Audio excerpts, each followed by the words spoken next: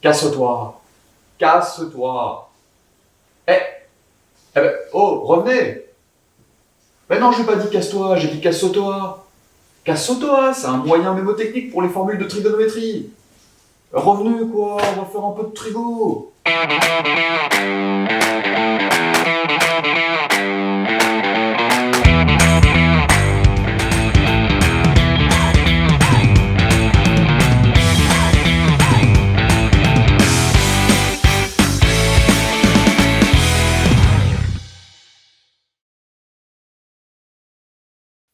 Alors dans cette vidéo, on va s'intéresser à la trigonométrie dans le triangle rectangle.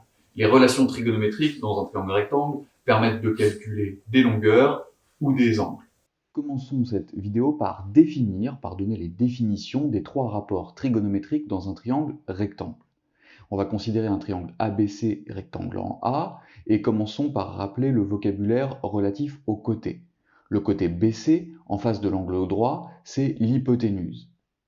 Et si je m'intéresse à l'angle ABC, que j'indique en jaune ici, alors le côté AB, c'est le côté adjacent à cet angle ABC, et le côté AC, c'est le côté opposé à l'angle ABC.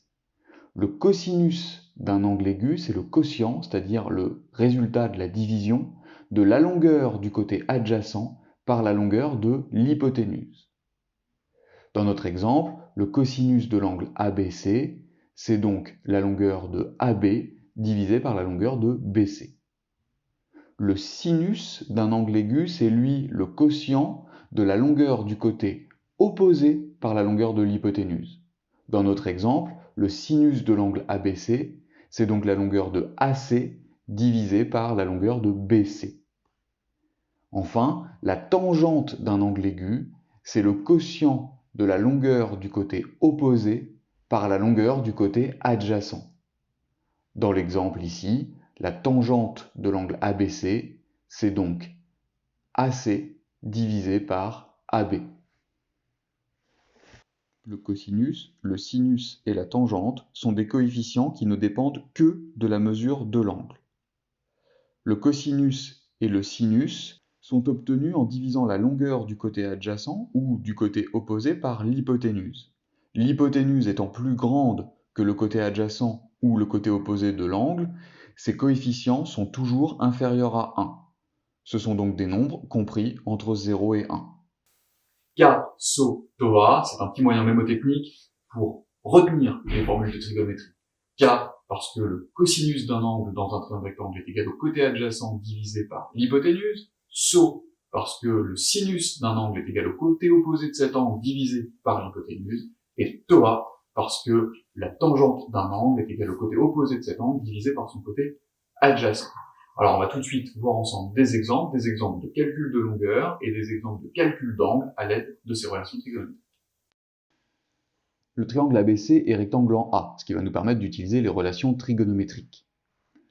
Avant de commencer, il faut identifier les trois côtés de ce triangle, par rapport à l'angle que l'on connaît, c'est-à-dire ici par rapport à l'angle ABC. Le côté BC, c'est l'hypoténuse, en face de l'angle droit. Le côté AC, en face de l'angle ABC, c'est le côté opposé à l'angle ABC. Le côté AB, c'est le côté adjacent à cet angle, mais ici on ne le connaît pas et on ne le cherche pas. Il nous faut donc trouver la relation qui fait le lien entre l'angle, le côté opposé, et l'hypoténuse. Ici, nous allons donc utiliser le sinus. Le sinus de l'angle ABC est égal au quotient de la longueur du côté opposé, donc ici AC, par la longueur de l'hypoténuse, donc ici BC. On va remplacer toutes les informations que l'on connaît pour écrire que sinus de 28 degrés est égal à AC, que l'on cherche, divisé par 6. Sinus de 28 degrés ici, c'est un nombre dont le dénominateur est en fait 1. Pour calculer AC, je peux donc utiliser l'égalité des produits en croix et calculer 6 fois sinus de 28 divisé par 1. J'obtiens donc que AC est égal à 6 fois sinus de 28, et je n'écris pas la division par 1, et j'utilise ma calculatrice pour connaître la valeur du nombre sinus de 28 degrés et effectuer la multiplication par 6. 6 fois sinus de 28, c'est environ égal à 2,8. Dans le deuxième exemple, le triangle EFG est rectangle en G. Le côté EF est donc l'hypoténuse de ce triangle.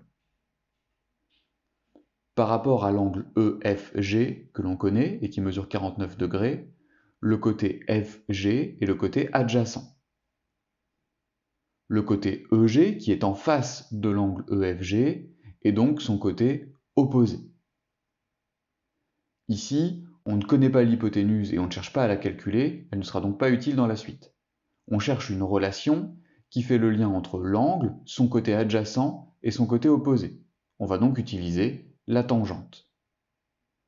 Tangente de l'angle EFG est donc ici égale à la longueur du côté opposé, EG, divisé par la longueur du côté adjacent, FG.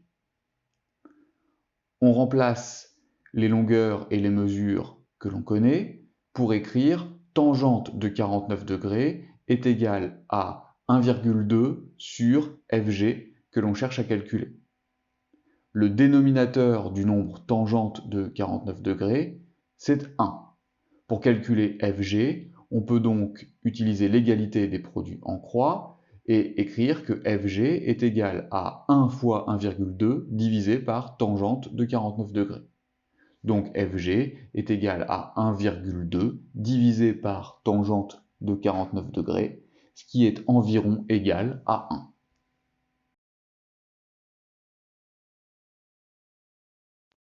Voyons enfin dans un dernier exemple comment calculer la mesure d'un angle. On va calculer tout d'abord la mesure de l'angle JLK dans le triangle JLK rectangle en J. Par rapport à l'angle que l'on cherche, donc par rapport à l'angle JLK, le côté JL est le côté adjacent. Le côté JK est le côté opposé à l'angle JLK, mais ici on ne cherche pas à le calculer et on ne le connaît pas, il ne sera donc pas utile dans la suite. Le côté LK, en face de l'angle droit, est l'hypoténuse. On cherche donc une relation pour faire le lien entre la mesure de l'angle, la longueur du côté adjacent et la longueur de l'hypoténuse.